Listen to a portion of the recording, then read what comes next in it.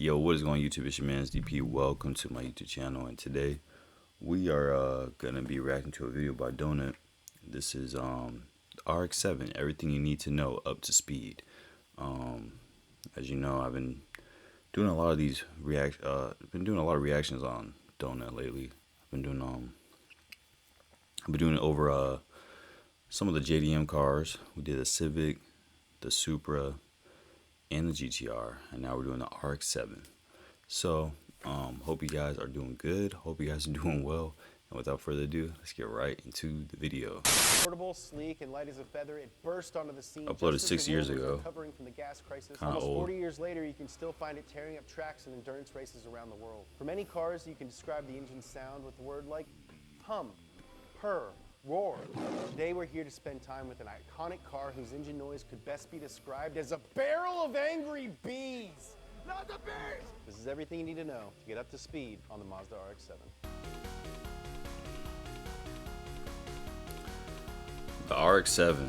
It would be impossible to discuss the RX-7 without talking about its engine. A Wankel rotary engine. What is a Wankel rotary engine, Pumphrey? Wankel rotary The engine. geometric principle of inscribed triangles inside of an dude. The rotary engine works off the geometric principle of inscribed triangles inside of an epitrochoid figure. Enormous words to describe the slightly mesmerizing movement of a triangle trapped in a pinched oval. As the triangle piston rotates, it creates 3 areas inside of the compartment. The phases of combustion occur around the outside of the triangle as it spins. The rotary engine was invented by German engineer Felix Wankel. I didn't know that. Teenager. He didn't get around to actually marketing the engine until after World War II, while he was working for a motorcycle company named NSU, Nebraska State University. Holler. In 1959, NSU invited a group of engineers and leaders of the automotive industry from around the world to see Wankel's rotary engine. One of the men was Matsuda, head of what was then called Toyo Kogyo. Now, they had made their money creating auto rickshaws and later trucks under the name Mazda Go. Matsuda loved the Wankel. He immediately licensed it from NSU and brought the prototype to Japan. He essentially bet the farm on the engine, and in 1961 told his chief engineer that it needed to be reliable and production ready as soon as possible. Within the first hour of running the prototype, the motor seized. Within a few days, it had blown itself up. Yamamoto's job was going to be a lot harder. No way. The main problem was the tips of the triangular piston. As it spun around, it left... Well, would you look at that, man? Never give up, bro. You see how these people be having all they have like a lot of failures that happen throughout their ladder of success, man, and they kept going and became successful. So never give up. Chattering wear marks on the inside of the chamber. The team called them Devil's Nail Marks. It was only after Yamamoto had a eureka moment while writing that they solved the problem. Using graphite from the pencil leads, they created apex seals. RX-7 guys, you know that word. And they gave the rotor smooth movement around the chamber without chattering. When all was said and done, after 80 prototype cars, Mazda released the Cosmo Sport 110 in 1967. Their very first rotary sports car. The Cosmo and the rest of Mazda's rotary fleet sold really well until the gas crisis hit. Now these are the gas prices. These are the gas prices this year. In 1978, the markets had recovered enough for them to debut their new rotary sports car. The Mazda RX-7. The RX-7, known as the Savannah in Japan, was meant as a direct replacement for the RX-3 series. The RX-7 ended up indirectly replacing all of the other rotary cars except the Cosmo. Mazda retired everything else in 1977. It was inspired by the Lotus Elan, and the first series referred to as the SA because of the beginning of the VIN series was a light 2-seat coupe. Mazda called it front midship rear drive since the Wankel 12A engine was sitting slightly behind the front axle. This gave the car a low center of gravity and good weight distribution. She's a good-looking girl, she's got good weight distribution. While the engine was definitely light, it packed quite a punch.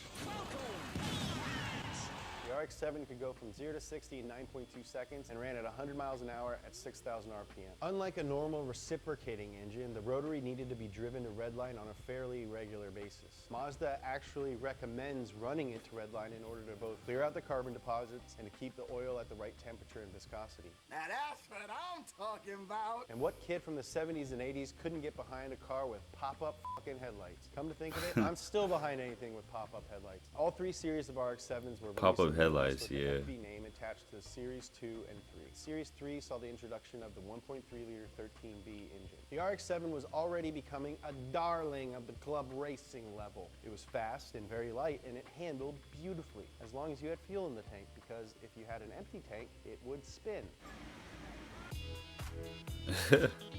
What?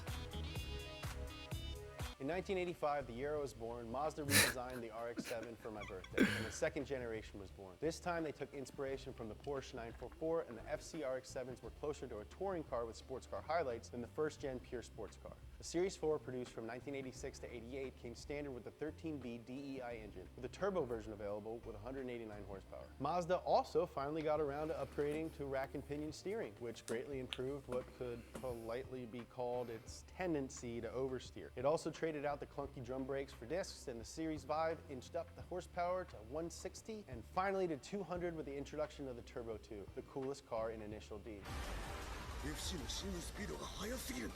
The FC was Motor Trend's Import Car of the Year in 1986, and the Turbo 2 earned its second placement in Car and Driver's 10 Best list as well. But even after adding a convertible top, the best RX-7 was yet to come. Enter the FD. In 1992, Mazda released the futuristic-looking third-gen Series 6 RX-7. Finally embracing its sports car identity, it came standard with the 13B REW sequential twin-turbo engine. The twin turbos had been designed in part by Hitachi and worked together to give smooth acceleration. The first turbo supplied torque at low RPMs, which had always been an issue for the rotary engine, and operated between 1,800 and 4,000 RPM. The second sat on standby until it reached 4,000, with the actual seamless changeover occurring at 4,500. You want my head to explode? The international community, however, was going to have to be satisfied with this last imported version. Due in part to Japanese financial crisis in the 90s, Ford took over as a controlling interest in Mazda in 1996. The Series 7 RX-7 released soon after was only available in Japan and Australia. Its final iteration, the Series 8, was released in Japan only with a myriad of upgrades. More efficient turbochargers, better intercooling and radiators, new lighting design, more comfortable seats, 17-inch wheels, and more power. Power! Power!